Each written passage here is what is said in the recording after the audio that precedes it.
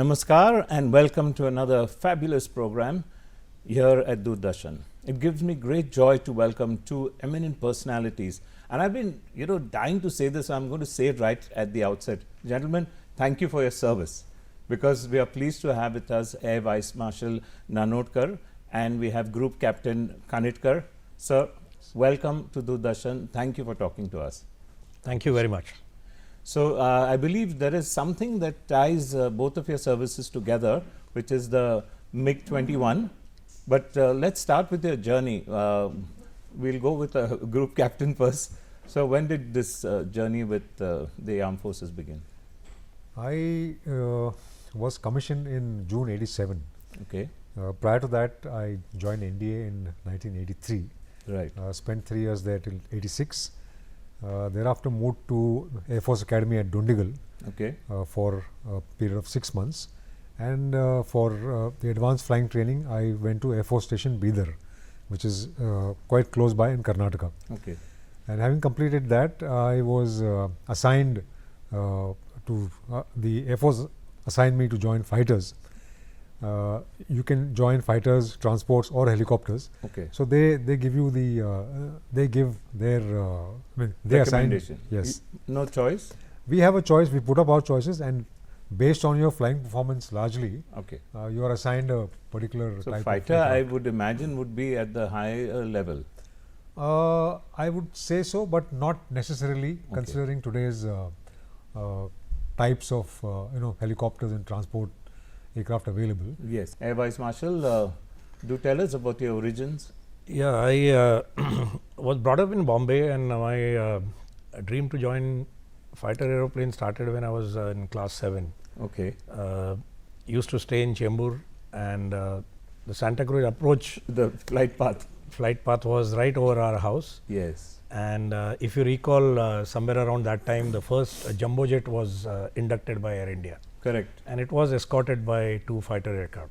And I had taken days off from school because I knew that the aircraft is coming in. So I was on the terrace trying to locate the jumbo, and which appeared on the skies. But what was more interesting was those 2 small aircraft on its wings. Right. And then when I found out what they were the 2 fighter aircraft escorting. So I asked why. And I was told that if it has to fly south of Pakistan from where it entered the airspace in India, it had to be escorted by fighters. Oh. So I said, then I'm not sitting in jumbo, I'm sitting in a fighter aircraft. So that is how the whole concept of sitting in the fighter cockpit started for me. So it was literally love at first sighting. Absolutely.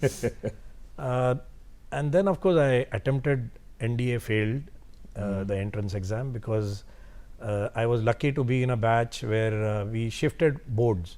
Mine was the last 11th SSC board, and same year was 10 board SSC. Yes. So even the NDA entrance exam syllabus got affected by that, which I wasn't aware, because I was not one of those studious guy to find out what is coming in exam and all, and I failed. So that was first failure to start the career. Then I worked through my BSc. I was very fortunate to get selected for flying through NCC in Bombay Flying Club. So I did a little bit of flying before I joined the Air Force. Okay. And which made me, made my life a little easier as compared to the others who don't get to fly. Right. Very few fly outside. Ex-NDA cadets get to do a little bit of gliding, but not power flying. So which was the year then you got commissioned? So I got commissioned in 1981, joined the training in 1980 and got commissioned in 1981. And like what Nitin has said, that during trifurcation, my choice was fighters. I was ticked off for fighters, and there you are. Flew the fighters, a total of 4,000 hours. What were the fighter jets at that time available? So there were MiG-21s, Nats, Hunters, and Sukhoi 7s. Yes. Then those were the main fighters when we got commissioned. Okay. So I was lucky enough to jump directly from training aircraft two MiG-21s. Oh. So I didn't fly Hunter, which was the usual route earlier. Okay. But which was a training aircraft, then subsonic aircraft, and then supersonic MiG-21. But so you were lucky. Yeah, I was lucky because you save 6 months of going through Hunter flying, and lucky to have your little bit of collars up because few people got this jump, not everybody. Yes. And but when we went there, then we knew that it's not. It's only going to be your luck that is going to see you through in your performance to get through your those initial MiG days. So no courtship, no dating, straight wedding. Yeah, absolutely. Married to the job. Absolutely. And the first flight that you took, if you could describe it for us, the emotions that you felt. Going from a slow moving aircraft to a supersonic aircraft, the What's the takeoff. speed difference? Yeah, Just to so put that is what I thought I'll cover at this stage. The training aircraft is landing and taking off at around 150 kilometers or below, and its max speed is somewhere close to 350 kilometers. Okay. Whereas, or some of them go to just about touch 400 kilometers. But MiG-21 takeoff speed is 350 kilometers. Oh. So if you compare that way, and landing speed is thereabouts. Okay. So and the max speed? Max speed is twice the speed of sound. Oh, okay. So it can go up to 2 Mach plus 2 Mach. Yes. So if you compare in terms of speed, there is no comparison. Right. So and secondly, the kind of acceleration that it does on the runway itself, because within few seconds, 12 to 15 seconds, you are airborne. So within 12 to 15 seconds, the runway is gone. Correct. Below you. So that's the kind of performance that aircraft had. And so the first solo flight was. Do they call it sortie? Yeah, sorties each time you went up and come down. Okay. But solo flight is when you are initially they train you in a twin cockpit aircraft. Okay. And which is a tandem sitting front and rear, like and then we have for cars also. Absolutely. Yeah. So and I think 8th or 10th sortie you're launched solo, and thereafter you're on your own, alone in the cockpit. So that's real fun. It was fun. It was excitement, but it was also legs were shaking. You were sweating inside. Was it the adrenaline or adrenaline? Yeah. Purely adrenaline. Absolutely, yes. Because that is a moment you're waiting for, because Correct. that was a real fighter. Till then you're being trained, and you're ready to go supersonic, and ready for any kind of eventualities for which you were waiting for so many years. Absolutely. What about you, sir? Like he said, it was a great escape because flying solo in your training aircraft is one thing. But you had the normal the training. I had no. I went from training aircraft directly to a MiG-21 unit, and this was in Tezpur, in the northeast. Okay. So after we did about 10 odd sorties, we had a check sortie, after which you were either cleared or not cleared for your solo. Okay. And then you were taken to the aircraft, and there was a pilot who was to oversee your checks and procedures, and then you would get waved off, and then you were on your own. And after you got airborne, you did your procedures, but the real fun came thereafter to that feeling that you're on your own, you're alone, and you before you knew it, you were at a great altitude. Yes. And at what? 35,000? Oh no, we climbed to something like 15,000-16,000 feet. Okay. We in the MiG world, you refer to everything as kilometers and meters. Okay. The feet and everything came in largely in Western aircraft. Right. So we climbed to something like 5 kilometers. Okay. And we did some maneuvers there, and then since it was the northeast, you could see hills, you could see the mighty Brahmaputra below. Wow. So it was a fantastic sight to behold. Yes. And before you knew it, it was time to come back. Correct. And so now the only tricky thing was the landing. All the time you were in the air, it was pure fun handling the aircraft. So the landing was kind of uneventful, and it was a relief that you finished your sortie without any kind of incident happening. So it was really fun. Even like in some movies, the pilots, they have some names. I don't know what they call them or refer. They don't call you by your name, right? It's called, you have a call sign. A call sign. But you have a call sign once you become a 2 aircraft leader or a 4 aircraft leader. Okay. Otherwise, so you all didn't have call sign? We had call signs, but they are individual call signs. You could choose it, or you could choose your formation call sign depending on which squadron you are. Okay. For example, if you are in, I was in a unit called Thunderbirds. Right. So we had birds of prey as your call sign. So like my call sign was Condor.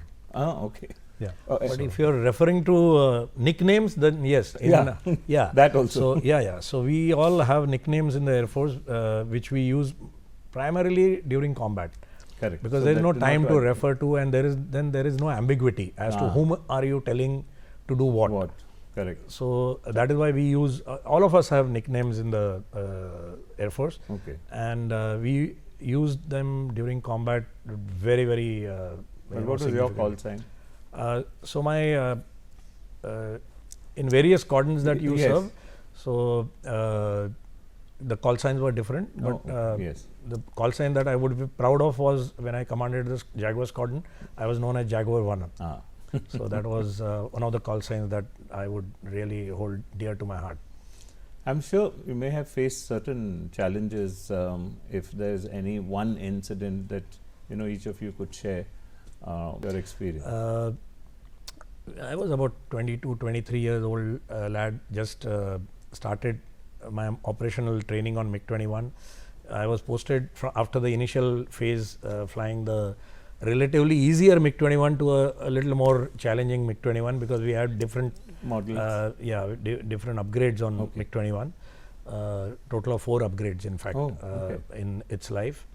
And I was being trained at Sirsa. I was posted in Haryana in a base called Sirsa. Right. And we were on detachment to a place called Halwara in close to Ludhiana in Punjab. Not too far. And this was winter time, and I had about 37 hours on that aircraft. And we were, I was going up for 2-ship formation. When we took off, the visibility was bad. Winter months, usually north visibility is poor. And when we went up, the visibility was not too hot, but within my limitations. So the leader took me up. We did this sortie was what is termed as ranging and tracking, where you track the aircraft in the air. You practice tracking the aircraft in the air with the ultimate aim of shooting it down. Okay. So it's one of the decent challenging aircraft. And while getting to that tracking phase, you have to chase the aircraft from behind. It's a military exercise. Absolutely. Okay. So it's called ranging, tracking, and tail chase. Okay. So you do tail chase where you try and stay behind the aircraft, and once you are in a good position, then you track to shoot it down. Right. So that is the kind of exercise I was exposed to. And the leader was very enthusiastic, young flight lieutenant, and he took me around nicely. And when we were coming back, our fuel was just about enough what was supposed to be, and we came up over the runway at Halwara. And from top, he showed me airfield down, contact. So I said, yeah, runway in contact. Little realizing that he is going to peel off and go, and once you go, the slant visibility is always worse than the vertical visibility. I see. And everything vanished. The leader vanished in front of me, the runway vanished on the side, and there I was all by myself. The first set of sweat glands released its and heart rate. Heart rate. I don't even know what happened, but I was trying to figure out as to how I'm going to get home because there was nothing visible. My fuel was not good enough for going to other base, and entire north was bad. Okay. So I knew that either I land here or I eject. There were only 2 of this thing, but God's grace, there was a controller who had traveled with us, very highly professional person and very good rapport with pilots he had.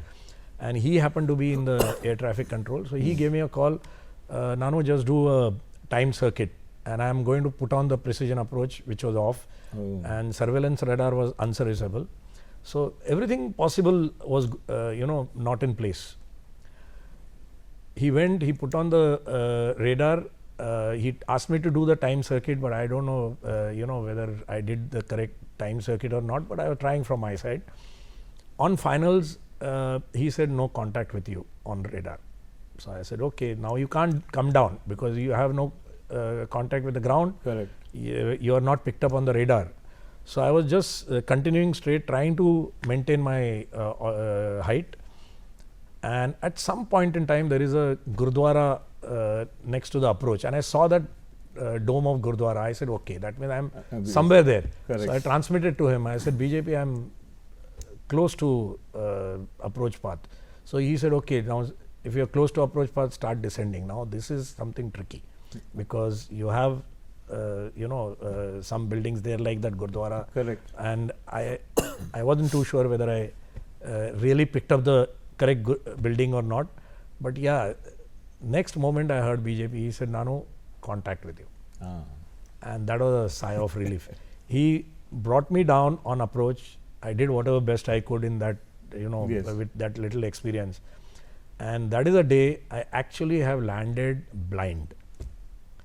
And when I came down, switched off the aircraft, came back to the crew room, I was drenched. I can imagine. And I think it was grace of God and luck and a little bit of the training also training, kicks in, no? yes. Training and that camaraderie between pilots, controllers, all that. I mean, everything was at its best that day, and that is how I am talking to you today. Wonderful. Can you top that? Oh, that's a tough act to follow. I had my first experience in Tezpur itself, where I told you I reported after my commissioning. Right. And this was a armament training phase sortie, in which you get airborne with either guns or rockets. Right. And you go to a place called Dulangmukh range, which is about 175 kilometers east of Tezpur. Okay. It's in Arunachal. It's on the border of Arunachal and Assam. Okay. And it was evening. The whole day the weather was marginal. It was not fit for us to fly because we were not cleared to fly in clouds in that sense, because we were not operational on that aircraft as yet. I see. So by evening the weather had kind of cleared up marginally. So we were three of us were told to get airborne and go to the range. So I got airborne and headed east. And the route from Tezpur to the range, you go just south of the hill range, which the hill range starts just north of this. If you draw a line, yes, west to east, north of that is the hill range. Okay. And the hills are as high as something like 2.6 odd kilometers. And we used to go at about 3.7, 3.8 kilometers of altitude to cross that stretch of mountain. So when I was going, I had done about 50 odd kilometers from base. I saw the weather had decided to kind of deteriorate. Clouds had started building up on my path, and initially they were white, and then they became a little grey, and soon it became a little more grey, and then became black. So I knew it was, trouble, and I was getting into something like what we call a cloud burst. And now I had two options. One was to climb above this. The other was to go further south and clear it. Right. But then I saw a little patch in the cloud, which appeared to, I could have gone through that little patch and I would have cleared the cloud, as it appeared to me. Okay. So I entered that little hole of white, and I thought I'll be out in no time. But then that after entry, after about 30 seconds, it became a tunnel. It became black. It became dark. It started raining. Oh man! Then I could see thunder. So I knew I was in a full-fledged thunderstorm. Right. And that's where I lost it. I said, today I don't know whether I'm going to come back.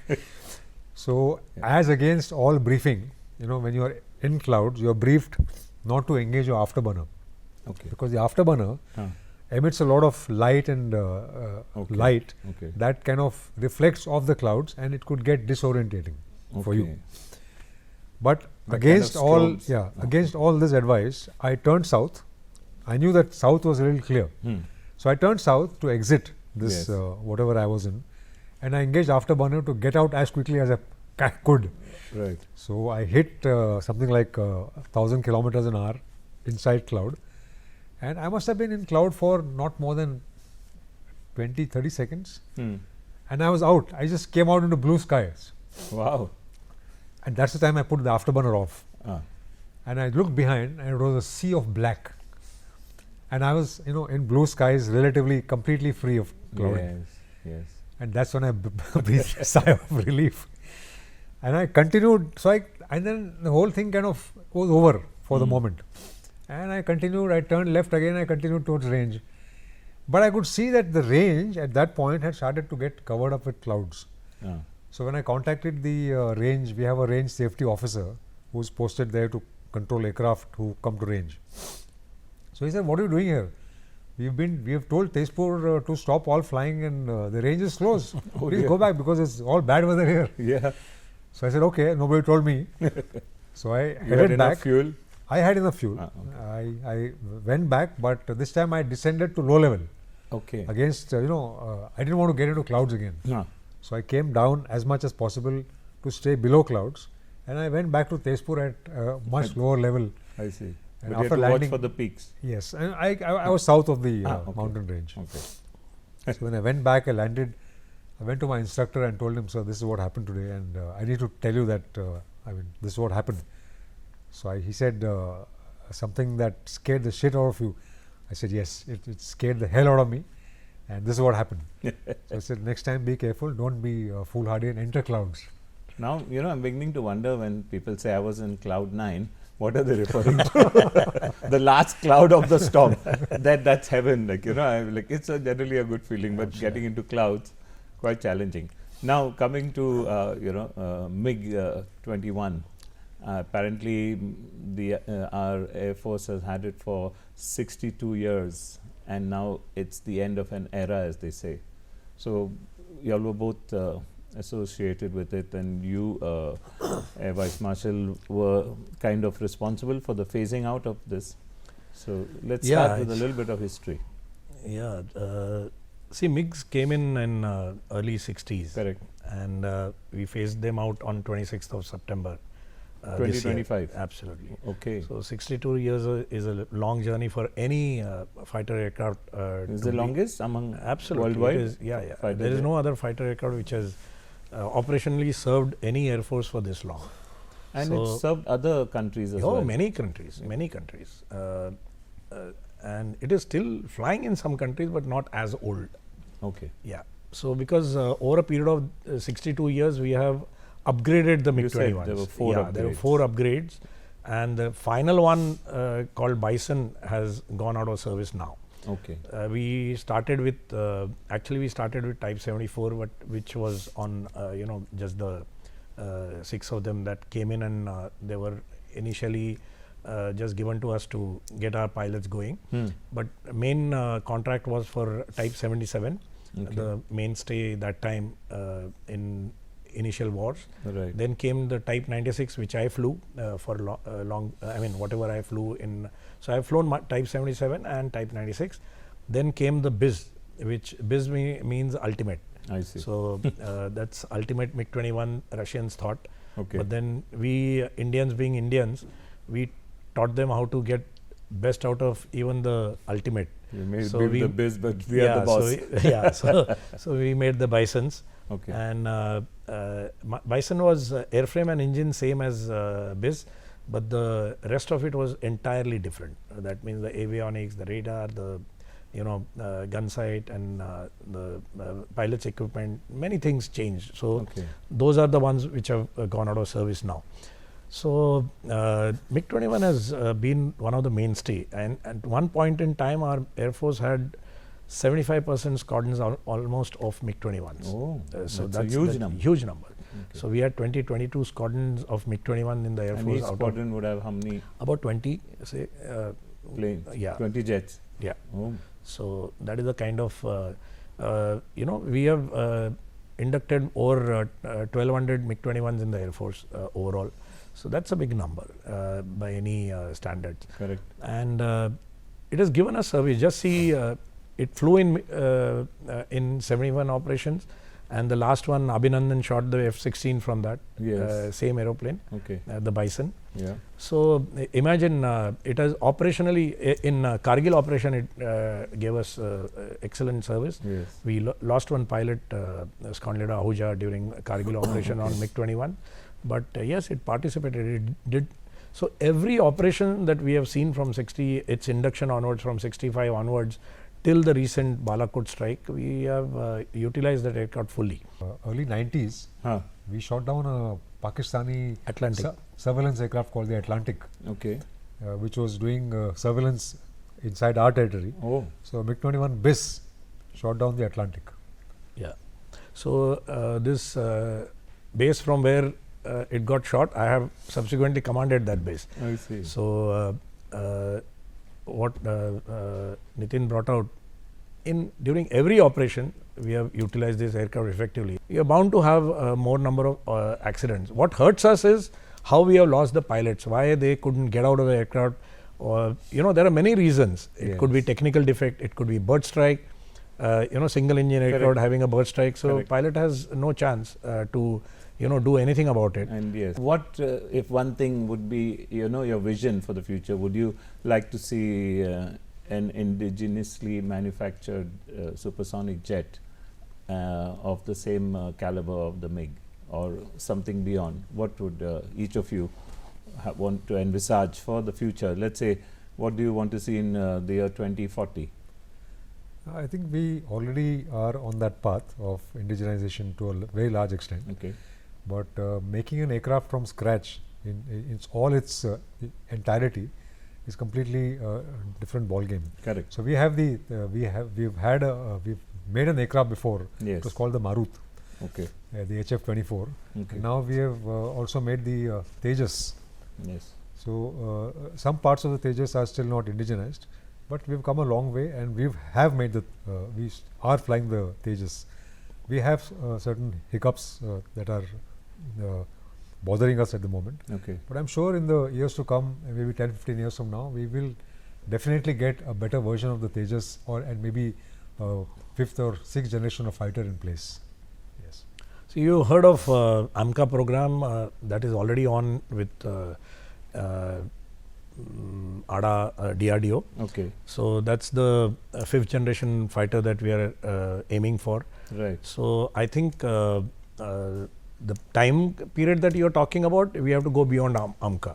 So I think what Nitin has just said, that we are on the path, but there is a long and very difficult road ahead for us to say that replacement of MiG-21 is already there with us.